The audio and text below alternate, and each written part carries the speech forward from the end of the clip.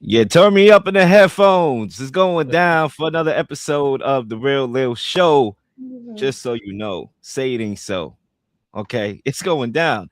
We got a show for y'all today, and I am happy about it because I get to participate in it. And what's the Real Lil Show without the Real Lils? No show. It's like Coco, no show. But it's going down here on the Can You Dig Sports Radio Network. For those of y'all that are listening live, welcome aboard. Those of y'all that's going to watch this show on YouTube and on Spotify, welcome aboard. And listen, nothing changes. The same old, same old. I give my take and then I bait. That's what we do here on this show. And we got a stacked show. We are going to talk about some stuff in the NFL. We're going to talk about some stuff in the NBA, some altering game season, alternating injuries going on. We're going to talk about that and break that down. All right, we got some pretenders and contenders. We are getting to the nitty gritty in the NBA as well as the nitty gritty of the offseason in the NFL. So I got my guy, Lee Jones, back in the building, okay, to give his take as well as I. Lee, how you doing, my guy? Doing well, Lil. Doing well. Yeah, just looking forward to the show, man. It's a lot going on in sports, NCAA tournament, basketball. We're headed towards the NBA playoffs. So, hey, it's getting real now. Everything's getting real for the real Lil. And Yep. so we needed to get this in today so we can get in the flow. So I'm ready to go, man. Ready to go. And we might as well go. And look, Lee, I got to be honest with you, man. I didn't want the Knicks to win the East this way. I didn't. Look, I'm a Knicks fan. You know that. Everybody knows that. And I want the best for my team. Everybody knows that, right? But I didn't want us to win the East this way. I wanted it to be fair and square because you see, my team, we don't get our jurisdiction due. When we make a trade, everybody talk about how bad of a trade it is and how we overpaid, even though we get return on investment. Li, OG, Ananobi. Okay. Li, when we got Josh Hart, right? Everybody thought everything is an overpay. Oh, yeah, we very inconsistent all year, but since the All-Star game, we've been playing good ball. What's the problem now? Oh, you want to talk about Mikal Bridges? That's all y'all want to talk about? And how he's breaking up every shot he throws up? Who give a damn about Mikal Bridges right now when we playing some good basketball in the best basketball of the season? Okay, I'm tired of it. So you know what? I wanted everybody to be healthy. I wanted Tyrese Halliburton to be healthy. I wanted Jason Tatum to be 100%. I wanted Cade Cunningham to be that man, which he is that man, but he's not going to be there. And I feel bad because I didn't want us to win the East this way. But Lee, we might as well talk about the breaking news that we got earlier. And of course, we never wish injuries on no man. NBA superstar Cade Cunningham ruled out indefinitely after suffering a collapsed lung. Now, Lee, the question that I'm going to throw your way immediately is who benefits the most in the East from this altering injury? Yeah, certainly. Boston and the Knicks benefit most. I mean, you look at Cunningham now. There are multiple reports that say he will be back at some point. Again, for those that don't know, he was diving for a loose ball on the floor and he had a collapsed lung. And initial concerns say maybe 8 weeks. They don't know, but there was a report a few minutes ago that he'll be back in the playoffs at some point. They just don't know when. And so certainly that benefits the Knicks in Boston, but it also benefits whoever their first round matchup is, to be honest with you. I don't think Detroit will come in. They're going to finish first. And so they'll get the winner of the play-in unless, they have a total collapse and Boston catches them. And I don't think that's going to happen. They only have about, 12, 13 more games left in the season. So they're up by 4. So, I don't, but whoever that first round matchup is, let's say it's Philly. No, let's say it's Philly. Let's say Philly is the eighth pick. They're right now they're in the 8th spot. Let's say they play Philly in the first round. Man, that all now becomes a very tough matchup if he's out for the entirety of that first round playoff. So it changes the dynamic of the entire playoffs. But certainly the Knicks benefit, Boston benefits. and we'll see what that first round matchup is. But Lil, I want to correct you. I know you're very exuberant and happy, and you're trying to feel like you're downtrodden because you wanted them healthy. But I'm gonna correct you real quick, and we'll get into this. I know as the show goes on, the Knicks ain't winning the East. That's what I'm trying to tell you. Boston will win the East. I mean, you look at how the Celtics are playing right now. To me, they're top dog. They're the top dog. They're the team. They were the team to beat even before Cunningham got hurt. And I still think that they're the team to beat, especially, I was skeptical about Tatum coming back, but Tatum's been playing some great ball. He's been playing some great, great ball. And so Boston looks like the team to beat. So I have to get that in, Leo, because you're a bit too happy thinking that the Knicks are going to roll into the Eastern Conference Finals and all the way into the finals. And I don't see it right now. They might make it to the Eastern Conference Finals if somehow Boston overtakes Detroit and they meet Detroit in the semifinals. But if they stay in third place, that means if they win out, they'll have to play Boston in the semifinals. They going home, bro. What are your thoughts about that? Yeah, you know what my thoughts about that is. And before I get there, I do agree that the playing teams right now, that is right now, currently, if the season were to end today in the playing games, I mean, you talk about the Hawks, they're playing some of the best basketball in the NBA right now. Yeah. You don't want to catch them right now, especially without Cade Cunningham, if they were to be the team you play. Right now, my guy Jalen Johnson has made everybody forgot about the Trae Young era like it never happened. All right, that's how good of basketball they're playing. You look at the 76ers right now, lurking in there.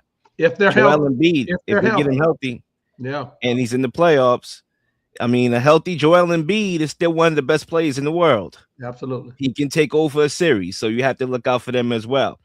I mean, the Heat, their championship pedigree. You saw what Bam just did, right? Tyler Hero. I need a hero. All right, listen. The playing teams, if Cade Cunningham is not healthy or is not going to play in the first round, now that matchup becomes a lucrative matchup. And we'll see how things mix and match there on. But for me, the team that benefits the most in the East, and there's arguments to be made for Boston, right? Now, even though I'm like you, I don't think it's going to happen. They're going to catch the Pistons for the number 1 seed. But yeah, sure, they possibly can. And if they do, then now they feel good about themselves and where they at in contentionship status, right? But for me, it got to be the New York Knicks.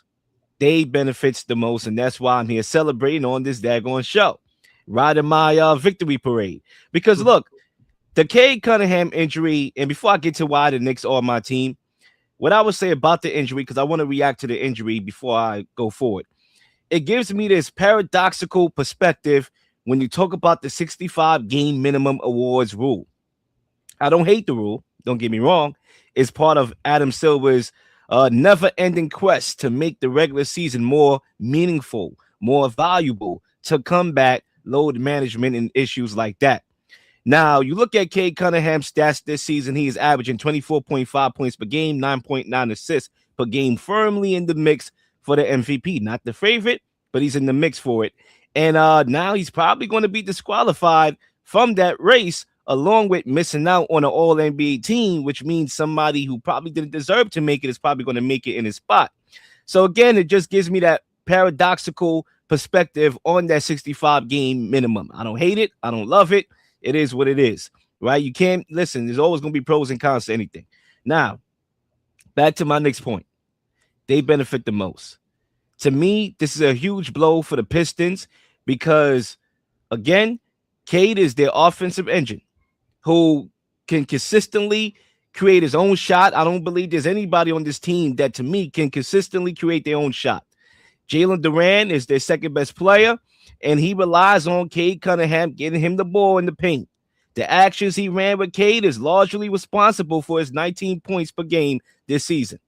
Duncan Robinson might as well get a job at Dunkin' Donuts, okay? Because he's streaky. He's like streakier than the daggone chemtrails in the sky. 1 minute he's on, 1 minute he's not. Tobias Harris is Tobias Harris. for what that may include. Thompson has miles to go before we consider him a threat offensively. So for me, you look at the Knicks, not only are we 0-3 against the Pistons this year, but they've been busting our ass. All right. And last year, they gave us a hard fought 6-game series. Now, if Cade does return and is not season ending, which, in theory, he's probably not, he's going to be back in the playoffs, barring that they get past the first round. Maybe he may be back for the start of the playoffs. But the reality is him and Tatum, who's back, and, he's not bad. He's been, playing decent basketball considering what he came back from. They're still not 100%. So he wouldn't be 100%, and nor would Tatum be 100%. So to me, the Eastern Conference is still wide open. I know everybody's sipping that Boston Kool-Aid. Woohoo! I get it. But to me, Lee, Boston was a better team last year than they are this year. Now, granted, I give them credit for their success this year because a lot of people thought with the Tatum injury that they would regress this year. They haven't regressed this year. But if you're talking about the better version of Boston, that was last year when they had KP, when they had that 5 out and KP was a threat. He was the rim protector, and they lost that dynamic that allowed, Tatum and Brown to pretty much do their thing and play off of that. That force is gone. Still a very good team, not better than last year's team. And guess what? The Knicks, we beat last year's team in 6 games there, I will remind you. So, for me. Question, Leel. Question. Are the Knicks a better defensive team this year under Mike Brown than they were last year under Tibbs? I don't think so. I mean, right now, we have the best defensive rating in the NBA since the All-Star game. And we have a better offense. You have a better offense. To me, we are a complete basketball team. Flawed? Sure. Every team in the East is flawed. There's no perfect team in the East. So I'm not going to say we're a perfect team. I didn't say that. Right? We do have 2 below average defenders in our starting lineup in Karl Anthony Towns and Jalen Brunson, to be exact. But we are a complete team. We have depth. Mikal Bridges, again, not mentioning in my intro, he's breaking up every shot he's throwing out there. We traded 5 picks for this dude, but guess what? It doesn't matter because what he brings as valuable, he's allowed to have this little cold streak he's going on and not impact us. Clarkson is playing better basketball.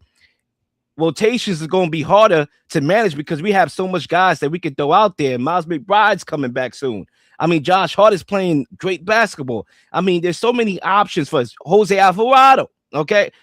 So many options. We are a deep team. To me, there's no team in the Eastern Conference that's better than the New York Knicks. Boston, I respect Boston. Boston has a lot of experience. Boston has won a championship. Boston has 2 great players in Jaylen Brown and JT, and they have a good team and a good coach.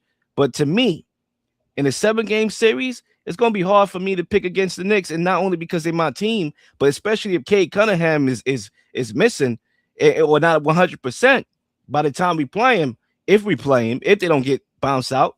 To me, we benefit the most. This is my opinion on the Knicks. They do have a better offense. They have a better flow because they're playing more players. And that's a good thing from an offensive perspective. You're not wearing your players down. But this is where I think it's a fatal flaw for the Knicks. Because you're playing more people offensively, your defense is not as good as it was last year because you're playing those extra people. They're offensive-minded, but the bench is less defensive than it's ever been. And Tibbs had them playing better defense. And I say that because if you're going to get in a shootout with the Celtics, with the way Pritchard is playing and the way White is shooting the ball and all of these players, that's a tall order. And that's an up and down game with the Knicks and the Celtics. I think the Celtics win that game, Leel. I just think they do. But let me say this about Detroit. Look, before you get to Detroit, I want to respond to that because I want to end up with the Knicks and finish up with Detroit. All right, so last year, from an all honest perspective, me being a Knicks fan, watching my team play night in, night out, to me, last year we were paper tigers. We played to the level of our competition. We beat up the bad teams we were supposed to beat and lost to the teams that, were the best teams in the NBA. We were like 0-10 against the top teams in each conference, right? So we were paper tigers. We were paper warriors, right? Who, when the playoff came, we upped our intensity upset Boston in 6 games, despite the Tatum injury, had nothing to do with that. And, obviously we made the Eastern Conference Finals, lost to the team that bounced us out the year before. This year, we are not paper tigers. We actually are beating good basketball teams. We are beating some of the best teams. We're beating the Spurs, right? Yeah, sure, the Thunder beat us, but we gave them all we can handle. The Lakers, we beat them. I mean, the Nuggets, we beat them. We are beating some of the best teams in the NBA, which is very different from where we were last year at this very exact point. Are you better defensively than last year? I didn't hear you answer that question. I threw that out there. I mean, right now, Cat has been playing decent defense. As much as, he could commit silly fouls, and he's not the best defender, obviously, he's been actually playing better. And I think if Cat can continue to be disciplined. Alvarado is not a good defender. You're coming off the bench with some offensive players, but I think your defense, and that's what I'm saying, you're going to be getting in shoot. If you play Boston in the second round and semifinal, you're going to get in a shootout with Boston. I don't know if you win that game. I'm interested to see it. I mean, if you look at game 1 and game 2 of last year, when we were down 20 points and whatnot in both of those games, or at least double digits in both of those games, it was the stops that we made. Mikal Bridges making stops. We OG Anunoby making stops. We have guys that, sure, we're going to give up a lot of points. We're not the best defensive team. Hell, we got 2 below average starters in our lineup. We're not going to be the best defensive team. We're not going to be the bad boy Pistons. That's just not going to happen with this team. But we have guys that can make a stop or two in the clutch for us to seal games, and that's what happened against Boston in those game 1 and 2 last year. We'll see. It's an interesting point, and you and I are going to be here to really analyze it throughout these series, especially because the NBA playoffs start, I think, April 22nd or whatever, right along the 3rd week in April. So it's going to be great. I look forward, because I do think Boston and the Knicks will win their first round series. There's only 13 games left in the season, so I don't think that the Boston will catch Detroit. They're 4 behind in the loss column, so I don't see that happening, even with Cunningham out because of the teams that you play. But it's going to be interesting how that matchup. Tatum's getting better and better and better with each passing day, each passing week, and by the time they play, you might have a Jason Tatum back at all-star level. So it's interesting to see. It's going to be interesting to see. Real quick. The bottom 4 in the play-in tournament in the East, as we talk about who benefits, Miami is 7th, Atlanta is 8th, Philly is 9th, and Charlotte is 10th. Charlotte, Atlanta, and Miami all are playing good basketball. Philly's just been beat up so much. So any one of those teams, because 9 and 10 will play, and that'll right now looks like it'll be Charlotte and Philly. Hell, I think Charlotte might beat them. Mm-hmm. Charlotte might make the playoffs. And that's a dangerous team. And so Detroit better watch out this first round series, because it's not going to be an easy win no matter what with the injury to Cunningham. I agree with that. And I guess my question to you is, in absence of Cade Cunningham, who on this team you believe needs to step up in order to keep them afloat so they could at least hold on to that number 1 seed? Duran played. He was an all-star this year, and he's a double man, a double machine. They need to run offense through him, spread the court, shoot threes. The problem I always had with Detroit is they make stupid turnovers, and they not a smart basketball team. I don't think they get any smarter with Cade Cunningham out, and that's what worries me. But I think they need to go through Duran. He's a matchup problem down low, and I think that's how they sustain victory in the absence of Cade Cunningham, and this work the shooters around him. Yeah, and look, as much as Cade Cunningham has played at an MVP level and a high level, the biggest surprise on this team this year has been Durant. And for me, he's one of the front runners of the Most Improved award, and I think he can literally probably win that award with this injury.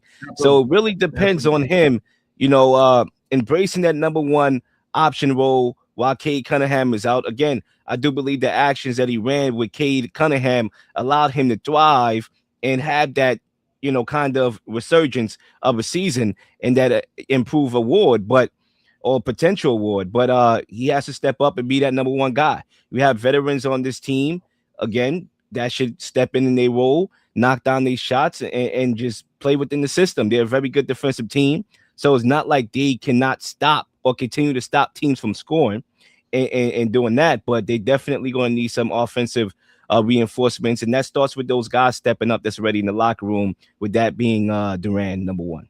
Absolutely. And we are going to move on. And for those of y'all on the Can You Dig Sports Radio Network, commercial break. For those of y'all on Apple and YouTube and all that good stuff, Spotify, we're going to move right along. And we are going to make a stop or two in the NFL. And we are going to talk about Kyler Murray because it happened. He went to the Vikings. I think we all knew that that was going to happen. But the question is, will the Kyler Murray experiment work in Minnesota?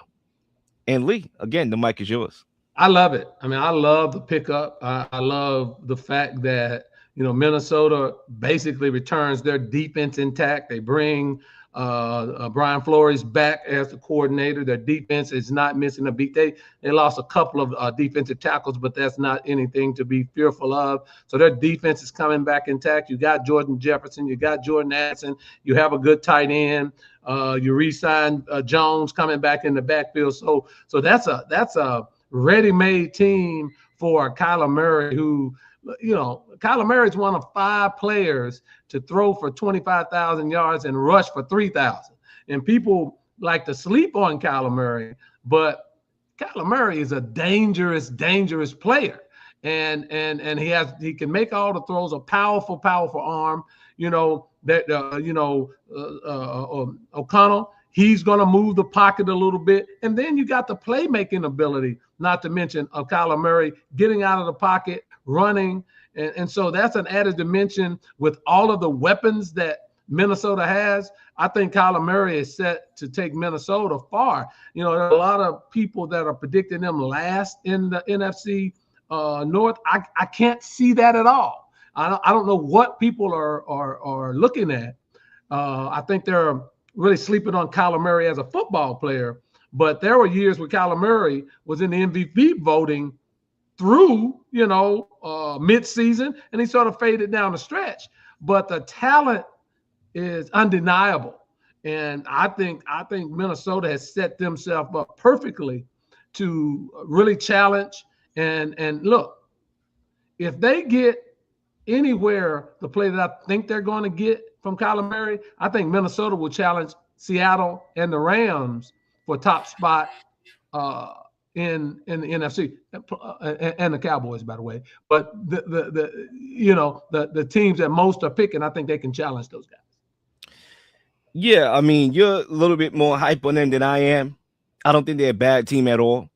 I think Kyler Murray's a solid player. I used to think had a lot of MVP upside. I don't feel that way anymore. Maybe with a better team, maybe that could change.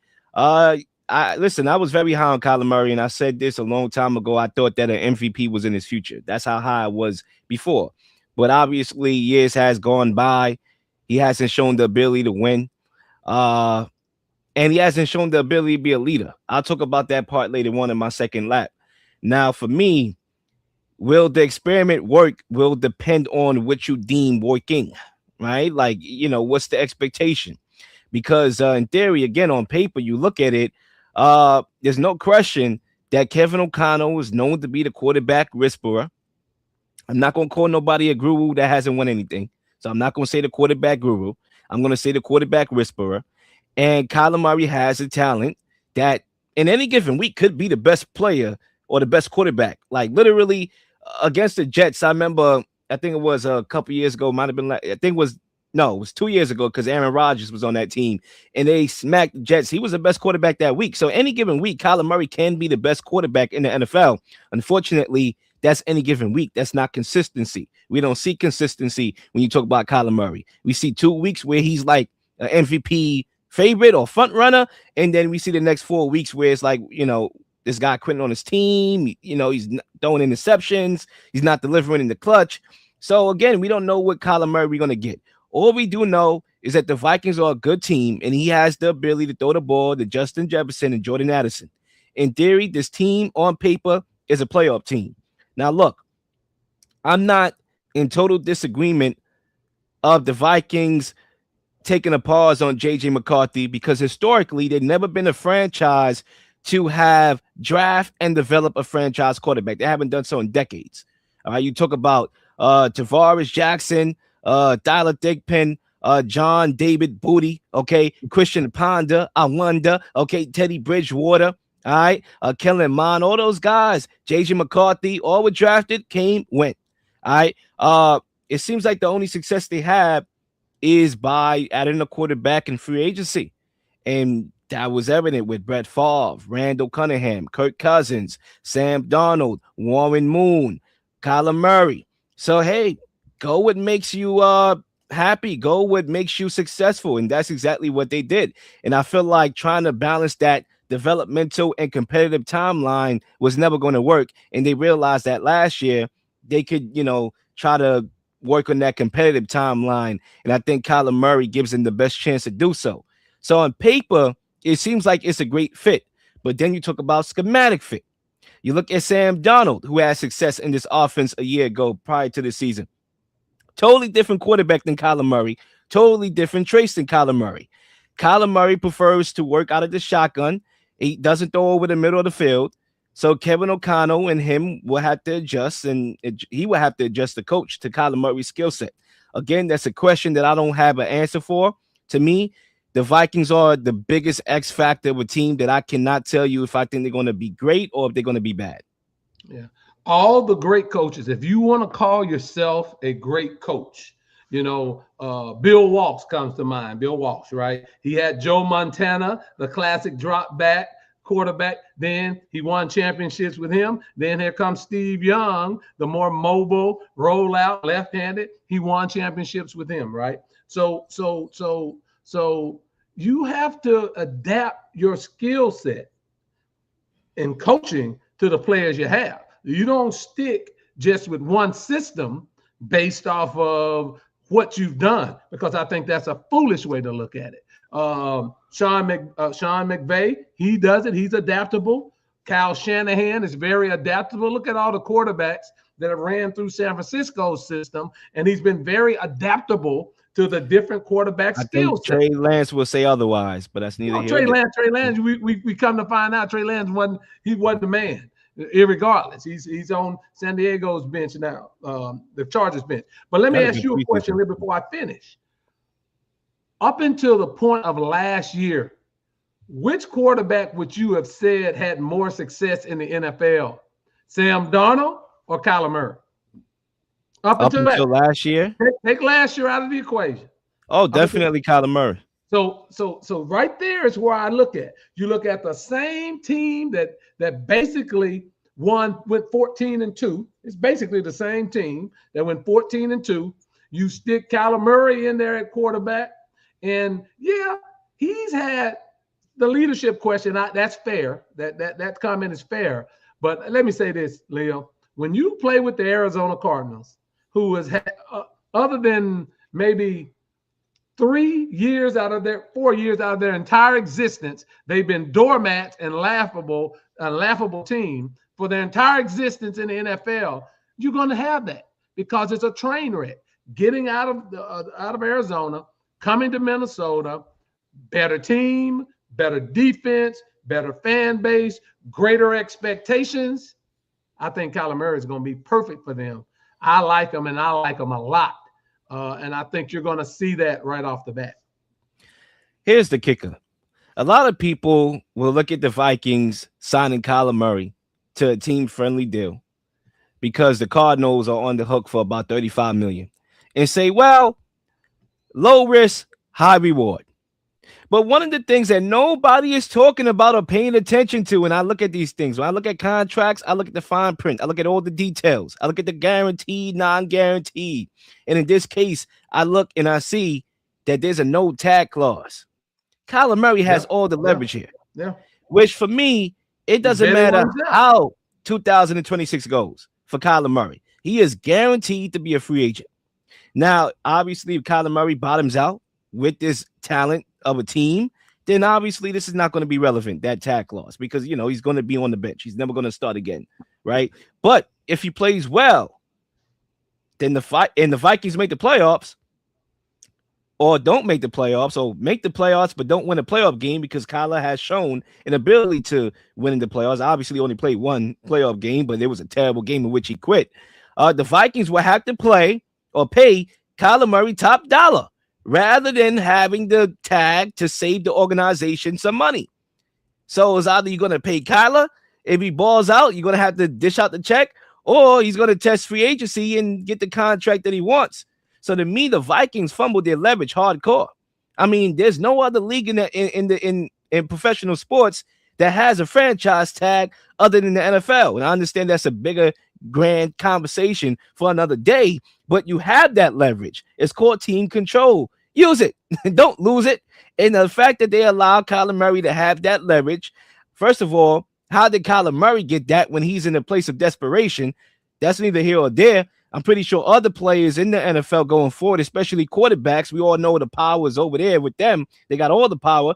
They would probably take some of those type of verbiage of no trade clause and whatnot and take it from there. But to me, a guy that hasn't proved that he could win at the highest level, a guy that ever since the injury, there's questions about durability and the fact of if he could ever get back to form, to give him a no trade, no tag clause rather, to me is very, very questioning, because now we're doing this JJ McCarthy, Sam Darnold thing all over again.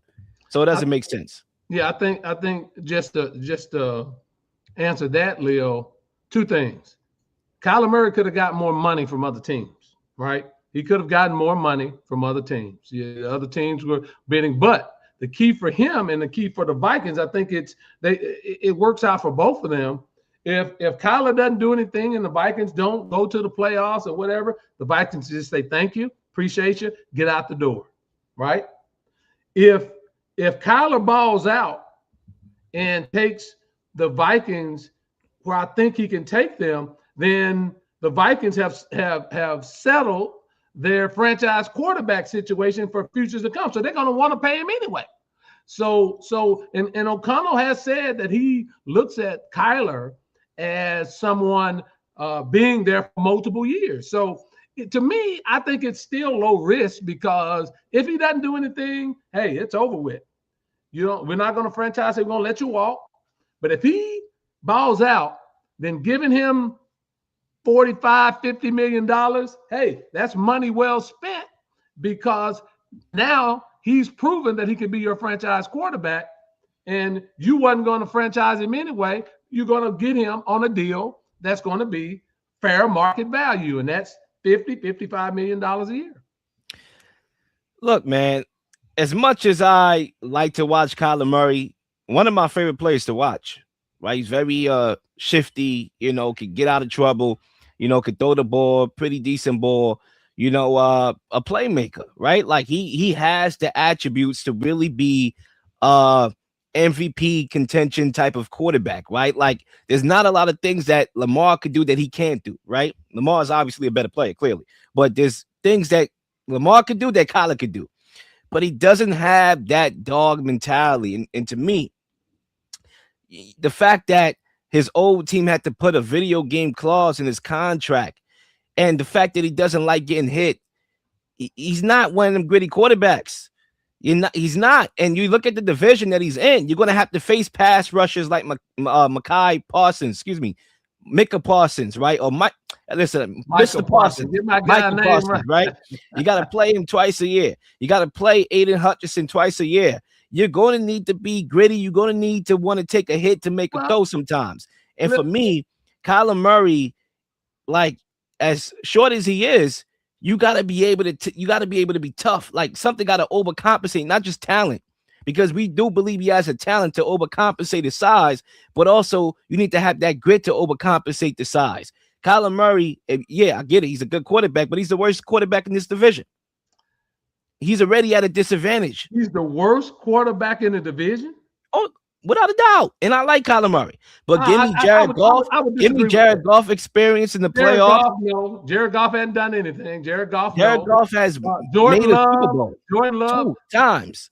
He's won in the playoffs. Give me that Jordan. guy with his No, no. experience over Okay, Kyler Murray. his team has won in the playoffs. He's had a better supporting cast, but I wouldn't say that Jared Goff is a better quarterback Hey, than Mahomes Kyler has Murray a on a better. better team. I would Mahomes say has had a better cast than pretty much any other quarterback in the NFL right now, but we don't penalize him for it. We But call he's him great. won though. He's won the ultimate. Yeah, Jared Goff he's hasn't won the yeah, ultimate. he had a Jared Goff great didn't even team make the too. playoffs And this we year. saw with missing offensive linemen that he start playing frisbee in the backyard and start throwing picks, as we saw in the Super Bowl where he got demolished twice.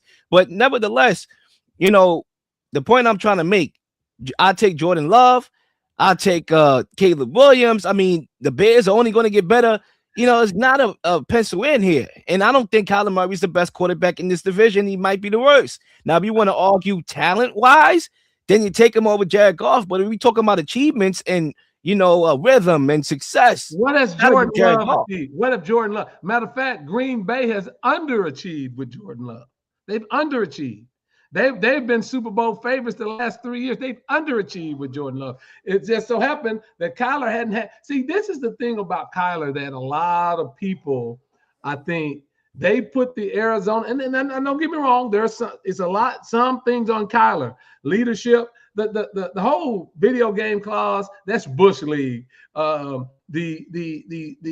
team leaked that kind of crap, and we Remember, don't know GTA coming out next year, bro. that shows me what Arizona was and is, right? So I don't go for that. Grand Theft Auto 6 is coming out next year, man. Better make sure that Kyler is on his best behavior then, man. All right, because I'm gonna be on that game myself. But anyway, come on, Leel. I would say this. Love is underachieved. Detroit was Super Bowl favorites last year. They didn't make the playoffs, man. Come on. You're talking about underachieving with great talent around you. And then Caleb Williams and the Bears are on a nice trajectory. I think but I say when you see Kyler with all these quarterbacks have a playoff win. Talent, what's going to happen? That's what all these quarterbacks have a playoff win under their belt. So we can't say they have more talent too. They should have. They have more talent, and obviously talent is not everything. But the Cardinals should have beat that Rams team that went on to win the Super Bowl. I understand they went on to win the Super Bowl, but they were home. To me, that was a winnable game. They had D-Hop. They was clicking. The Hail Mary, all that. Sound good. But guess what? He not only did they lose, he quit. He subbed himself out of the game. That's my thing. That's my point. The mentality. Getting blown out, Leo. I mean, yeah, but you don't sub yourself out of the game. Maybe he was injured. But Leo, put him on a better team with better talent, with better coaching, and see what you get from a Heisman Trophy winner. To me, it's not only about the change of scenery, it's about the change of thought. To me, he's more closer to Trey Young than he is Jalen Brunson. Obviously, the reason why I compare them is because of the size and whatnot. He's more closer to Trey Young than he is Jalen Brunson. Jalen Brunson at his size has a toughness. He has the grit. He seeks contact. He gets to the line. He put his body on the line, which is why he's able to overcome his flaws, obviously being undersized. To me, Kyler Murray's more Trey Young. Ironically, they went to the same school at the same time. What's the irony there? He's more Trey Young than he is JB.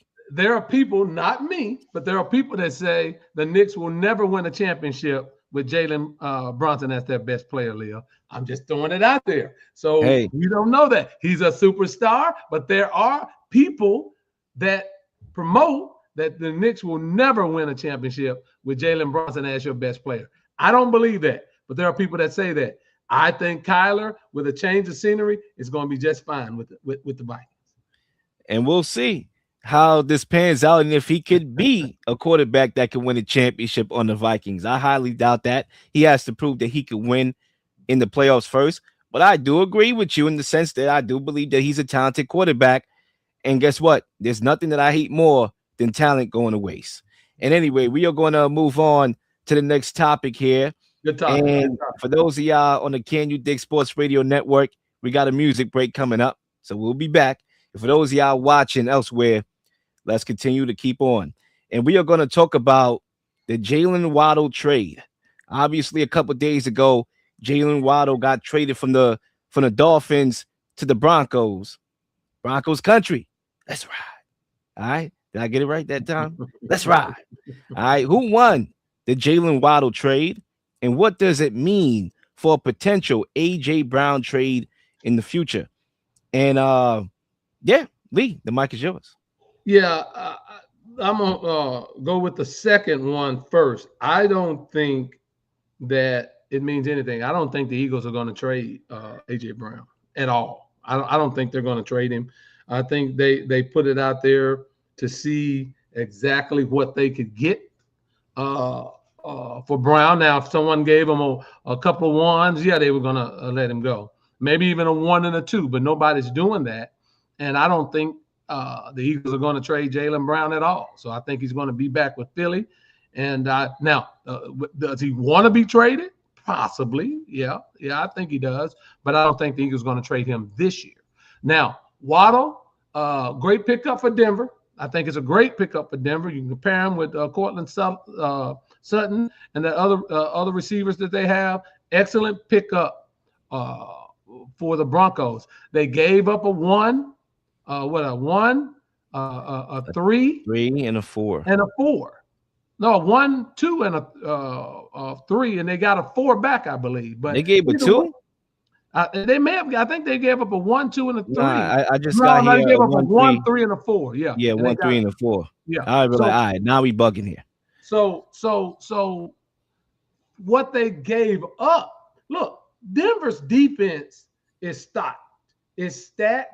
It's ready to go. You don't have to do anything. They have a championship defense right now. In a discussion. Put an exclamation mark on it. Championship defense. Now, you look at on the offensive side of the ball, good running backs, passing game subpar.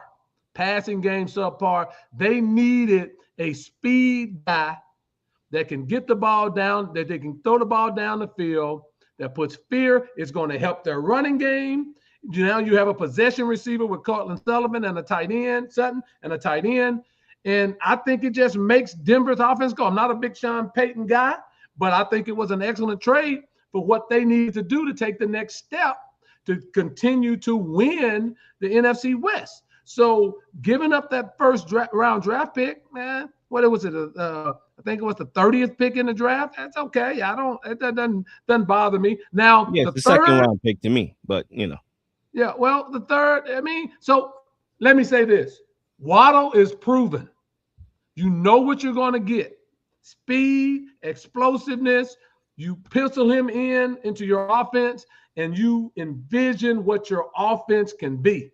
And so I'm not afraid of them making that trade. I think it's going to help them offensively, and I think it's going to make them a more dangerous team in the running game because you have all that outside speed now. And so they're going to be someone you have to deal with in the AFC. And so I'm not afraid of what they did. I think teams have to be more bold as they were, because if you want to win now, and most teams want to win now, you go out and make those trades. You go out and do the things that you did. That's why Green Bay went out and made the trade for Michael Parsons. Unfortunately, he got hurt and it derailed what they were trying to do. But that's why you make those trades, right? If I was the Cowboys, and I'm just going to throw this out there, I'd trade both of my number 1 picks this year for Myles Garrett. That's what I would do. Get Myles Garrett. Get that pass rush. If you have a great pass rusher, everything else gets better. Your secondary automatically gets better. That's what I would do. Or I'll try to give up one of them and maybe a 2. But I would be willing to give up both of them because and if I get a 2 back or something like that, because you're never going to get a generational player that affects the game like Myles Garrett at the picks that you're going to get anyway. So with Denver, use that, get Waddle. I think it sets them up for success in the future, Leel. You thought they won the trade? I thought they won the trade because no matter what Miami's doing, Miami's going to mess it up. They're trading away all their good players. They're trying to stockpile talent. But, Leel, it's like this. You got to get your organization intact first. You got to get your head coach. We don't know if this head coach Halfley's any good. We don't know if the GM's any good. We really don't know if Malik Willis is good. So you got these picks. You know, it's a 30th pick. I mean, what are you going to get at 30? Is it an impact player? It's a first-round draft pick, but it wasn't like it was a top 10 pick, top 12, top 15. It's a 30th pick. So I do like what Denver did. I really do. I think Denver did win the trade. I mean, look, sometimes when you make a big trade and you slightly overpay, you go all in, it's actually sometimes a pretty good indication of how you view your football team and how far they are from winning a championship. So when the Packers traded, what was it, 2 firsts for Michael Parsons? 2 firsts, yep. That was indicative of where they thought they were and the fact that they thought they were one piece away from a championship. Now, obviously, it didn't work out. He got hurt, and once he got hurt, we saw their season went whoop. Right? So, to me, the Broncos making this move signifies to me that they believe that Jalen Waddle is the missing piece for them to go on a Super Bowl run next year. And I agree with that. So when I look at this, who won the trade, I think both teams won the trade, to be honest with you. Because look, I don't typically think a wide receiver is worth the first round pick. I don't. I think that most of that should be spent on a wide receiver is a second rounder, especially an elite wide receiver. No more than a second. I don't believe in giving the first for a wide receiver. I just don't think they're valuable enough. They're valuable, but not that valuable. I think in a constantly changing NFL, the league has gotten back to running the football. Remember when the running backs were devalued? That's not the case anymore. Kenneth Walker got his money. You know, he balled out. Saquon Barkley balled out 2,000 yards. You know, guys is out here hooping, playing good. I said hooping, but running. They running, okay? They running and doing their thing. So to me, the NFL has gotten back to running the football with the renaissance of the running game and the passing league that it, you know, still is technically, but it was definitely even more so a couple years ago, has dialed it back a little bit. We need more balance to win a championship. So to me, a first rounder for a wide receiver, I'm probably not going to go that route. However, you look at the compensation of first, which was the 30th pick, which to me is a second rounder. The third round pick, the fourth round pick. Yeah, they listen for the daggone Dolphins. That's pretty good compensation. They got compensated. That you can't get a better package than that. So to me, I can't call them a loser here. You cannot get a better package than that. They right got a now, first and a third. They got a first and a third. They swapped the fourth pick, so they swapped the order of the first fourth and the pick. third. Yep, can't get any better than that. And for a team that's rebuilding, that literally is kicking the can, saying, you know what, we are rebuilding. Clearly, they are. I'm not going to judge them by winning. They're not trying to win. If they were trying to win, they would keep their team and then try to sign Malik Willis and say, go ahead and run it with this team. They're not trying to win. So I'm not going to judge them on their ability to win. They haven't even played. So to me, on paper, they won the trade like the Broncos won the trade. And for me, from the Broncos' perspective, if they had a Super Bowl caliber wide receiver, or if, better yet, if Bo Nixon get hurt, to me, they would have made the Super Bowl. Especially after the way New England looked. In that Super Bowl, they would have made the Super Bowl. And this is without that number one wide receiver. So to me, that makes this trade justifiable because now you get a guy in Waddle who is a much needed weapon, who could be productive in the intermediate parts of the field, in the deep parts of the field, could win before and after the catch, could beat zone coverage. They didn't have a wide receiver that could beat zone coverage. Cortland Sutton can't beat zone coverage. He could beat man-to-man, though. Right now, all the other wide receivers get better because now they don't have all that attention on them. Now you look at, like I said, the first round pick to me is basically a second. You look at the Bills. They traded a second for DJ Moore. To me, I think the Broncos is going to get more from Jalen Waddle than the Bills are going to get from Moore. Do you agree with me? I agree with that. Even though I like DJ Moore. DJ Moore is not a great route runner, and he has some limitations as a pass catching receiver. Waddle is more fluid, right? He's more fluid running routes and more fluid down the field. So I do think you're spot on that they're going to get more out of that and then the Bills get out of DJ Moore. Definitely, to me, that's an obvious take for me. And you look at Joe Brady when it comes to wide receivers, at least on the Bills, he hasn't shown the ability to have that wide receiver that you think can go for 1,000 yards. Really, I mean, it's just been Cook and Allen focus, and that's the vocal point of the offense. So to me, I think the Broncos are going to get return on investment. That's why, even though one could argue they overpaid, sometimes you got to overpay to put your team in a prime position to make a run at the Super Bowl, and I think they did that. Yeah. Denver's receivers, when you look at Cortland Sutton, we talked about him, but Pat Bryant, every time I looked around in the playoffs, he was going out with cramps or being hurt. Every time. I mean, every time in the playoff games, two back-to-back playoff games, he kept getting hurt. Tony Franklin, sort of a speed guy, kind of smallish. Marvin Mims Jr. has never panned out. He stayed in the league, but he's never panned out. You got great speed, though. Yeah, he got speed. Little Jordan Humphrey. He's a journeyman. So they needed Waddle. They needed imagine that speed on the field with Waddle and Mims. Good luck. They have speed. And so they can, and you talked about the running game, which that's really what they're going to do. They're going to still run the football. That speed is going to make defenses have to respect it. And if they don't, they're going to go over the top of them. So I think it's a great pickup for Denver. I really do. It makes them very formidable in the AFC. I would throw this out there, Leel.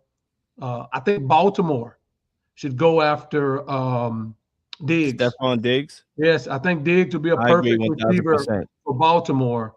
I think he's great, and I think he still got some juice. I think it'll be an excellent pickup for them to pair him with Zay Flowers and tight ends. And then also I would try to get Njoku as well. He's out there as another pass catching tight end. And I think because Lamar throws the ball down the middle very well. And so I think he's a very athletic. He would be the most athletic tight end they've had. He's much more athletic than Likely and Andrews if they got Njoku. He's sort of a freakish athlete. And so I think that'd be good. So it sets all those teams up. And it's sort of like an arms race to see who gets the most talent to support their quarterback. Yeah, I agree. And I want to talk about the AJ Brown part of it. Okay. Because to me, what it means for the AJ Brown trade, to me, it means something. To me, it makes Howie Roseman high asking price justifiable. You think about the Waddle deal. You look at it and the compensation, it lays the framework for potential Patriots to make that blockbuster deal with the Eagles. It provides a framework. Waddle went for the 30th pick overall. Well, the Patriots had the 31st pick overall. Yeah. That's a framework deal right there. That's easy to make. The Eagles, to me, they should, use that pick, get that pick, and then maybe another mid-round pick as well, or two, who knows. I just think the Eagles should move on from AJ Brown, especially after June 1st, so they don't absorb all that dead cap hit in 1 year. To me, the juice is not worth the squeeze anymore. And I understand that Howie Roseman, he likes to build super teams. He likes to add the best toys possible. He's been very aggressive playing Madden the last couple of years. I'm not mad. They won a championship because of that aggressiveness. But the juice is not worth the squeeze. To me, AJ Brown looks like he doesn't want to be there. He looked like he's more concerned with individual stats. The guy won a Super Bowl and wasn't even happy a week later. He came on Instagram and was like, "Oh, this can't be enough." Like, Negro, you just won a championship, bruh. Okay, he out there reading books like, I don't know, he want to be Malcolm X, you want to turn Muslim and celebrate Eid tomorrow. Like, I don't know what AJ Brown really wants to do other than get stats. So let him do that. Let him reunite with Mike Vrabel, his best coach. And yeah, I think that's why you added Marquise Brown, to give you some depth. Devontae Smith is going to be the number one wide receiver, but I think Dallas Goedert is going to be the vocal point of the passing game. We all know Saquon Barkley is going to be the vocal point of the offense, period, along with Jalen Hurts. So to me, you make that trade, you get rid of that muck like the Bills did with Stephon Diggs. After a while, it was just like it was too much. And you know what? Josh Allen had his best year after that. Same thing with Mahomes. It may not have been his best year, but he won a Super Bowl after he lost Tyreek Hill. So, all right, what's your faith in Jalen Hurts like, Mr. Howie Roseman? Because there's a lot of contradicting takes when it comes to Jalen Hurts. There's some people that believe he's elite. There's some people who call him the most overrated quarterback in the National Football League. But what is your opinion on Jalen Hurts? Do you believe that if you trade A.J. Brown, he can do exactly what Josh Allen and Patrick Mahomes did? Look, I'll say this. One of the reasons that the Eagles, and I watch them, they play the Cowboys twice a year, are so good is because they have those two monsters outside, right? And they got Goddard as a tight end, but they have Devontae Smith and A.J. Brown. That puts pressure on your secondary. That stretches your secondary, right? Take A.J. Brown from that, that's going to be an issue, right? And I don't think that you can replace A.J. Brown with Hollywood Brown, because Hollywood Brown has never panned out in the NFL. He had a decent year with the Ravens, went over to Kansas City, ain't done anything, right? And so what do you give up? What do you want? Should A.J. Brown go for a 1 and a 2? You just saw they gave up a 1 and a 3 for Waddle. You get So a what high did you draft get compensation, and you not modernize, but you revolutionize your offense. You do what the great coaches do. Unfortunately, we don't know about the coordinator because Sean Mannion is, he's not well known, right? So we don't know if he's up for the challenge of tweaking things, but he wasn't on the coach. He wasn't the offensive coach before, so he doesn't know AJ Brown. So to me, this is where good play calling comes into play. And unfortunately for the Eagles, the play calling the last couple of years after Kellen Moore left has been a lot to be desired about. Think about this though, Leel. In 2 of the last 5 years, the Eagles have been in the Super Bowl. Every team in the league will take that stretch with Jalen Hurts as their quarterback. Every team in the league will take that stretch over a 5-year period. Don't sleep on Jalen Hurts.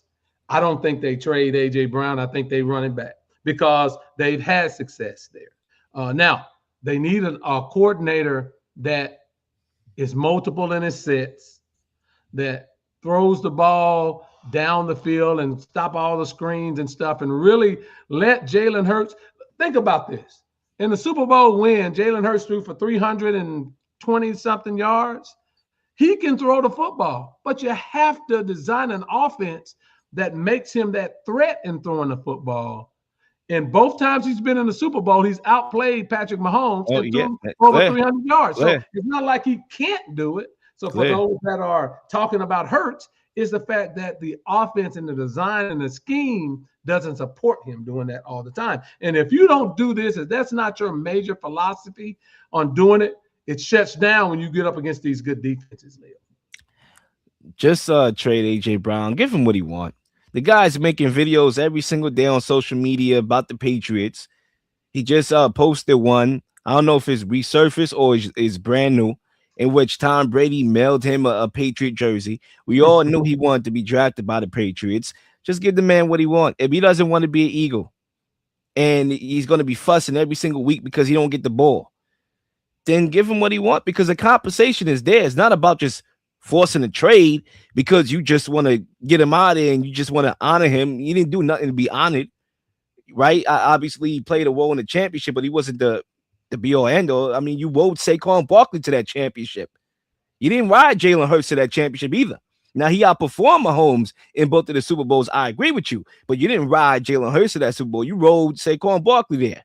But the Patriots happen to not only be the team that you want to go to, but have a good package that they can, if they are aggressive, could use to bring them over. You do it, to me. And that's my take on that. But anyway, we are going to end off the show with the basketball topic that we have here to make this show even and balanced out, because we are going to talk about the Lakers, who won 7 straight games. They're playing with a lot of momentum right now. And the question that we have is, are the surging Lakers an NBA Finals threat? Lee, We all know that this topic eventually is going to come on somebody's show, probably twice a year with the Lakers. Are they a threat to win the championship? Are they a threat to win the championship? No, no, no. I don't think the Lakers are. They're playing good basketball right now. Seven straight. Luka and LeBron had a great game against the Rockets, but the Rockets couldn't close out a game. If you gave them the key to the lock and there was nobody in the gym, they couldn't close it out, right? So that's just the way the Rockets are. Very disappointing team in my estimation that may get bounced in the first round because they don't have a closer and they didn't go out and sign a point guard to run that team and get them in order in clutch time in the fourth quarter in the last minutes of the game. That's a flaw that they just messed up there. Now, getting back to the Lakers, I don't think they're a threat. I think they're a good team. I think they can outscore anybody on any given night, but they're still so defensively flawed that it's always going to be a problem when they get into the playoffs against the good teams. Right now, they're in third place. They went from sixth to third, but 3 through 5 is separated by 2 games, right? And there's 13 left, so that could change. But right now, they play Denver. They play Denver, and Denver's in the 6th spot. They will not beat Denver in a series. That's not going to happen. And so that's the part that you worry about when they get into the playoffs and they play one team best 4 out of 7. Can they match up enough? We know on any given night they can score enough points. We know in any given night they can beat a team. But 4 out of 7, can they beat Denver? I don't think so. Their best bet is to somehow have the Rockets fall into 6th place. They're in 5th place right now. They're a game ahead of Denver and play them in the first round. If that's the matchup, I think they'll have a chance of winning. If they play Denver in the first round, they're going to lose. If they play Minnesota in the first round, they're going to lose. Minnesota's in the 5th spot. So if they play Denver, I think they can win. And then if some of these other teams that's below them in the 7 through 10 spot, Phoenix, the Clippers, Portland, Golden State, the Clippers might be a tough challenge, then that's a good matchup. But when they match up, if they get Denver in that first round, they're going to get bounced in the first round. And they better hope that the Rockets fall to 6. So I don't think they're a threat to win the title. Entertaining, but not going to win the championship. I mean, look, to me, I don't like the Lakers. I don't. But to me, they are a contender. And it has less to do about the roster, but more about the mentality to me. If the mentality is there, if they hold up, they are contenders. The Lakers are flawed. We're not going to deny that. But we've seen Luka Doncic carry flawed teams deep in the postseason. We've seen it twice. I mean, look, by no means was that Mavericks team that made the championship a perfect team. They were not. You had a backcourt of Kyrie Irving and Luka. Yes, very dynamic, but not the best defenders. Obviously, we saw Luka Doncic effort defensively on full display throughout that whole entire run. They still made it there. So that was flawed, a good defensive team other than Luka, though. That was a good defensive team. No, I mean, they had the centers and PJ Washington and whatnot. So they had the perimeter defense and the size and everything to overcompensate for the flaws of Luka. But still, Luka was a big flaw on that team. And obviously, they were flawed. Now, when you look at the playoffs, it becomes a half-court game. And you're probably only going to need one hand, if that, to really give me a list of guys that you would rather have in the half court other than Luka Doncic. And then you throw in LeBron James. Yes, I understand 41 years old, but LeBron James, Austin Reeves been playing good basketball. So Luka, year to year, has shown that he could be the center of gravity, carrying his teams on deep playoff runs. He has shown that too many times for me not to believe that he can do so again, even if the Lakers are a flawed team. Now, look, the X factor will come down to effort. And I understand how cliche that may sound, but hear me out here. Luka's effort on defense will go a long way in them being contenders. He doesn't have to be the best defender. He's never going to be the best defender. But the only way you really should be a below average defender is if you lack size or if you lack effort. Now, effort is something you can control. Size is something that you can't control. Luka has size, so he should be able to control effort. So that's going to be very pivotal. Now, DeAndre Ayton, who to me his best run was 2001. That was, and he wasn't even he attempted the fewest shots of his career, but he made a difference on the defensive end. I understand this guy wanted a bigger offensive role. I get it. That's why he left. That's why he went to Portland. He wanted to be more involved in offense right now. He's been complaining a little bit about the Lakers and his usage and utilization. But if he could swallow that pride, look in the mirror like he said he did recently, and help the Lakers defensively and do exactly what is asked for him to do, he becomes an even better player and more valuable. I understand he would never live up to the pick that he went, but if he can do the little things and fill some of that potential that we know he can have, the Lakers are dangerous. And again, pride.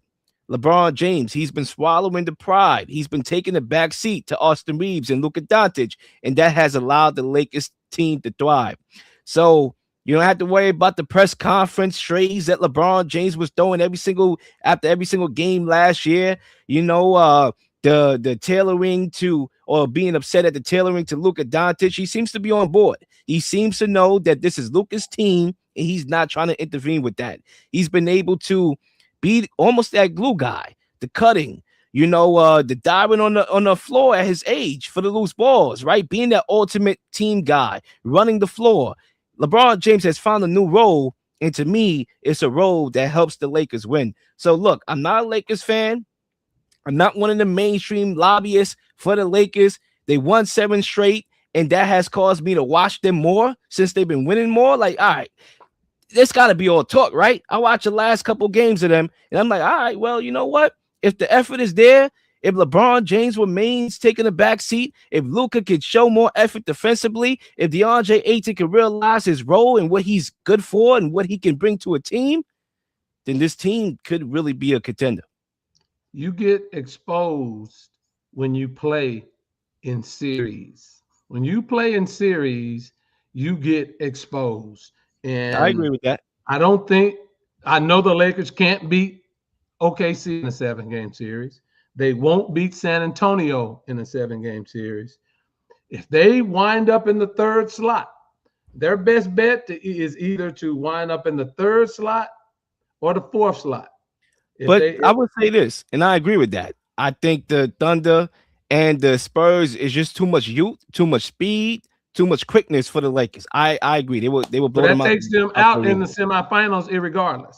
But the question is a lot of this is playoff dependent. As anything, it's playoff dependent, matchup dependent. So if the Lakers get a favorable matchup, especially the first round, then to me, when you have a guy like Luka on your team that can take over a game, especially if it's a close game, then you have a shot. So to me, of course, it's going to be matchup dependent, because there's some matchups I could look at and be like, all right, if the Lakers play these 2 teams or 2 to 3 teams, they're getting ran out the gym. I agree. But I can say the same thing about my Knicks in some regards. I don't want to see the Pistons with a healthy Cunningham. That's why they were my answer when you talk about who benefits. Because without Cade Cunningham, yeah, we'll walk over the Pistons. With Cade Cunningham, yeah, that's probably a matchup I want to stay away from. So a lot of this is matchup dependent. But yeah, I think the Lakers are playing some good ball right now. Seeding is going to be huge. Seeding is going to be huge. If the Lakers fall to 4th and Houston remains in the 5th spot, that's a advantageous matchup for them. But again, like I said earlier, they don't want to see Denver in the 1st round. And I really don't think they want to see Minnesota, even though Minnesota's kind of Jekyll and Hyde on us sometimes. But when Minnesota can lock in on you, remember, Ant's been to the last 2 Western Conference Finals. So when they lock in on you, it's a problem. So matchups, seeding is going to be vitally important to the Lakers as they go forward in the playoffs. And where they finish the season, once I see that, it'll tell me how far the Lakers are going to go. All right. And we'll see how far the Lakers are going to go. They have a game tonight, I believe a back-to-back. So this is going to be the back-to-back against Miami. I'm not sure it's going to be watching that game with March Madness on, but, People will make it work. And that wraps up another episode of the Real Lil Show on this beloved day. And Lee, again, I'm looking forward to the next shows we bang out, man. Oh yeah, oh yeah. After the buzzers show with Lee Jones Sunday at 6:30 p.m. We're going to wrap up some of the Final Four. The March Madness. To talk about some of the games that were won. See who got eliminated. So it's going to be a great show. We'll throw some football in there as well, and any other of the important things. We need also, Leo. We need to talk about the WNBA. Finally getting that CBA agreement. Look like they're getting that nailed down. So we'll probably jump into that. So remember, 6:30 p.m. on Sunday, after the buzzer show with Lee Jones. I'll have my guy Real Leel on there, and we'll knock it out, brother. Great show today. Definitely. And make sure you tap into that. And make sure you tap into the Real Lil Show as well on the YouTube and Spotify and the Can You Dig Sports Radio Network. We out. Peace. Sports, politics, conspiracy theories. We are here to give you our unique perspectives on things happening in the world. It's the one and only, The Real Lil on The Real Lil Show.